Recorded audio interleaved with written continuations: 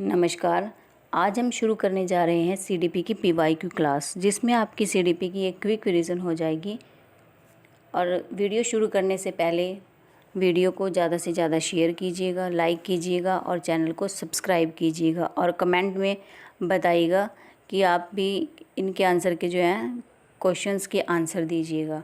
तो शुरू करते हैं क्वेश्चन नंबर फर्स्ट से। भाषा के अर्जन एवं विकास के लिए सर्वाधिक संवेदनशील अवधि कौन सी है? ऑप्शन ए है जन्म पूर्व अवधि, ऑप्शन बी है प्रारंभिक बाल्यावस्था, ऑप्शन सी है मध्य बाल्यावस्था या फिर ऑप्शन डी है किशोरावस्था। इसका राइट आंसर हो जाएगा ऑप्शन सी, मध्य बाल्यावस्था।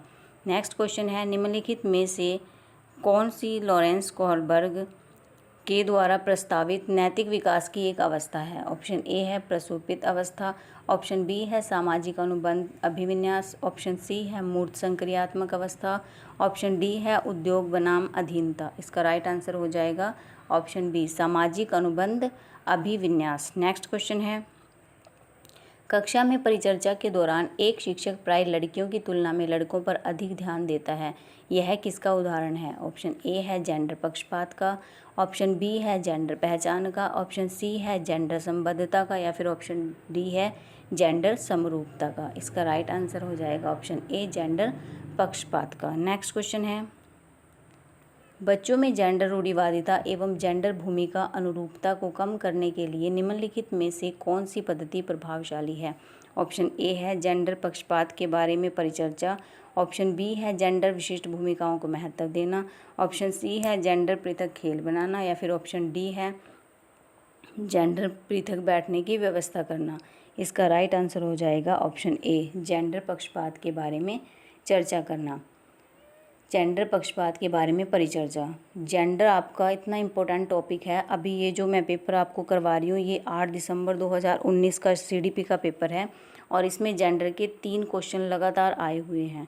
नेक्स्ट क्वेश्चन है, निम्नलिखित में से किस मनोवैज्ञानिक ने बच्चों को ज्ञान के सक्रिय जिज्ञासु के रूप में देखते हुए उनके चिंतन पर सामाजिक एवं सांस्कृतिक विषय वस्तुओं के प्रभाव को महत्व दिया?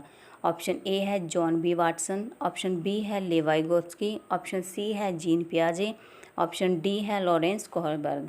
जहाँ पर आपको सामाजिक एवं सांस्कृतिक नज़र आए वहाँ पर आपका आंसर क्या होगा? लेवाई गोत्स्की।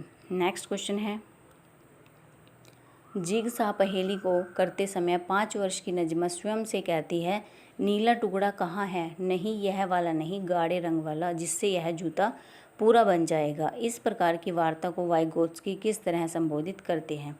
ऑप्शन ए है व्यक्तिगत वार्ता, ऑप्शन बी है जोर से बोलना, ऑप्शन सी है पहाड़िया ढांचा, ऑप्शन डी है आत्म केंद्रित वार्ता। इसका राइट आंसर हो जाएगा ऑप्शन ए, व्यक्तिगत वार्ता। ये आपका वाइगोत्स्की का जो टॉपिक है ये भी वेरी वेरी इंपॉर्टेंट है। इसमें भी आप देखना कि पेपर में लगातार 2 क्वेश्चन वाइगोत्स्की से आए हुए हैं। वाइगोत्स्की ने एक व्यक्तिगत वार्ता को, एक पहाड़िया ढांचा को और एक जेड-पी-डी को महत्व दिया है। नेक्स्ट क्वेश्चन है, बच्चों को संकेत देना तथा आवश्यकता पड़ने पर सहयोग प्रदान करना निम्नलिखित में से किसका उदाहरण है? ऑप्शन ए है प्रबलन, ऑप्शन बी है अनुबंधन, ऑप्शन सी है मॉडलिंग, ऑप्शन डी है पहाड़िया ढांचा।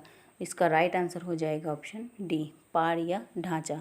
ये भी आपका जो है वाइगोत्स्की चैप्टर से क्वेश्चन है। नेक्स्ट क्वेश्चन है, निम्नलिखित में से कौन सा जीन पियाजे के द्वारा प्रस्तावित मूर्त संक्रियात्मक अवस्था को विशेषित करता है? ऑप्शन ए है परिकल्पित निगमनात्मक तर्क साध्यात्मक विचार, ऑप्शन बी है संरक्षण कक्षा समावेशन, ऑप्शन सी है अस्थगित अनुकरण पदार्थ स्थायित्व या फिर ऑप्शन डी है प्रतीकात्मक खेल विचारों के अनुत्क्रमणीयता। इसका राइट आंसर हो जाएगा ऑप्शन बी, संरक्षण कक्षा समावेशन। नेक्स्ट क्वेश्चन है, बच्चों के संज्ञानात्मक विकास के संदर्भ में निम्नलिखित में से कौन सी पियाजे की संरचना है? ऑप्शन ए से स्कीमा, ऑप्शन बी अवलोकन अधिगम, ऑप्शन सी अनुबंधन, ऑप्शन डी है प्रबलन। यहाँ पर अधिगम आएगा इसका राइट आंसर हो जाएगा ऑप्शन ए, स्कीमा।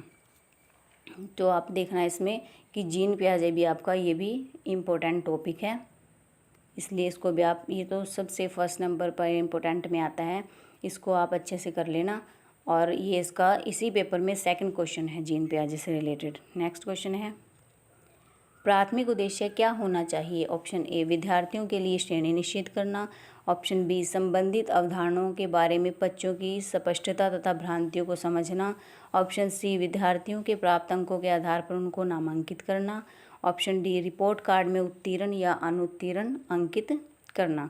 इसका क्वेश्चन का राइट आंसर हो जाएगा आपका ऑप्शन बी संबंधित अवधारणाओं के बारे में बच्चों की स्पष्टता तथा भ्रांतियों को समझना। नेक्स्ट क्वेश्चन है, निम्नलिखित कथनों में से कौन सा बुद्धि के बारे में सही है? ऑप्शन ए है बुद्धि एक निश्चित योग्यता है जो जन्म के समय से ही निर्धारित होती है। ऑप्शन बी बुद्धि को मानकीकृत परीक्षणों के प्रयोग से सटीक रूप से मापा एवं निर्धारित किया जा सकता है। ऑप्शन सी है बुद्धि एक एकात्मक कारक तथा एक एकांकी विशेषक है। ऑप्शन डी है बुद्धि बहुआयामी है तथा जटिल योग्यताओं का एक समूह है। इसका राइट आंसर हो जाएगा ऑप्शन डी बुद्धि बहुआयामी है तथा जटिल योग्यताओं का एक समूह है। नेक्स्ट क्वेश्चन है, रूही हमेशा समस्या के एकाधिक समाधान के बारे में सोचती है तथा इसमें से काफ़ी समाधान मौलिक होते हैं।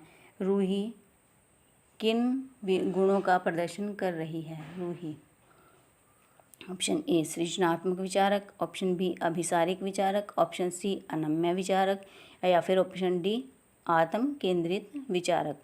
इसका राइट आंसर हो जाएगा ऑप्शन ए सृजनात्मक विचारक। नेक्स्ट क्वेश्चन है, शिक्षण अधिगम प्रक्रिया में वंचित समूह से संबंधित विद्यार्थियों के द्वारा सहभागिता कम होने की स्थिति में एक शिक्षक को क्या करना चाहिए? ऑप्शन ए है बच्चों को विद्यालय छोड़ने के लिए कहना चाहिए, ऑप्शन बी है इस स्थिति को जैसी है स्वीकार कर लेना चाहिए, ऑप्शन सी है इन विद्यार्थियों से अपनी अपेक्षाओं को कम करना चाहिए, या फिर ऑप्शन डी है अपने शिक्षण पद्धति पर विचार करना चाहिए तथा बच्चों की सहभागिता में सुधार करने के लिए नए तरीके ढूंढने चाहिए। इसका राइट आंसर हो जाएगा ऑप्शन डी अपने शिक्षण पद्धति पर विचार करना चाहिए तथा बच्चों की सहभागिता में सुधार करने के लिए नए तरीके ढूंढने चाहिए। नेक्स्ट क्वेश्चन है, एक समावेशी कक्षा में एक शिक्षक को विशिष्ट शैक्षिक योजनाओं को ऑप्शन ए तैयार नहीं करना चाहिए, ऑप्शन बी कभी कभी तैयार करना चाहिए, ऑप्शन सी सक्रिय रूप से तैयार करना चाहिए, या फिर ऑप्शन डी तैयार करने के लिए हतोत्साहित होना चाहिए। इसका राइट आंसर हो जाएगा ऑप्शन सी सक्रिय रूप से तैयार करना चाहिए, जो कि आपका एक पॉजिटिव वर्ड है। नेक्स्ट क्वेश्चन है, बच्चों के प्राथमिक लक्षण क्या हैं? यहाँ पर क्वेश्चन आएगा आपका पठन वैकल्य।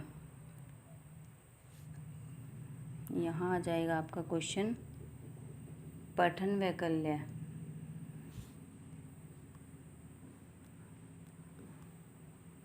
ये आपका रखेंगे यहाँ पर क्वेश्चन 15 में आपका आ जाएगा पठन वैकल्य। बच्चों के प्राथमिक लक्षण क्या हैं? ऑप्शन ए है न्यून अवधान विकार, ऑप्शन बी अपसारी चिंतन पढ़ने में प्रवाहिता धारा प्रवाहिता, ऑप्शन सी धारा प्रवाह पढ़ने की अक्षमता, या फिर ऑप्शन डी एक ही गतिक विषय कार्य को बार बार दोहराना। इसका राइट आंसर हो जाएगा ऑप्शन सी धारा प्रवाह पढ़ने की अक्षमता। नेक्स्ट क्वेश्चन है, शिक्षा का अधिकार अधिनियम 2009 में उल्लेख की गई समावेशी शिक्षा की अवधारणा निम्नलिखित में से किस पर आधारित है? ऑप्शन ए है व्यवहारवादी सिद्धांत, ऑप्शन बी है अशक्त बच्चों के प्रति एक सहानुभूति अभिवृत्ति, ऑप्शन सी है अधिकार आधारित मानवतावादी परिप्रेक्ष्य, या फिर ऑप्शन डी है मुख्यतः व्यावसायिक शिक्षा उपलब्ध करा करके अशक्त बच्चों को मुख्य धारा में शामिल करना।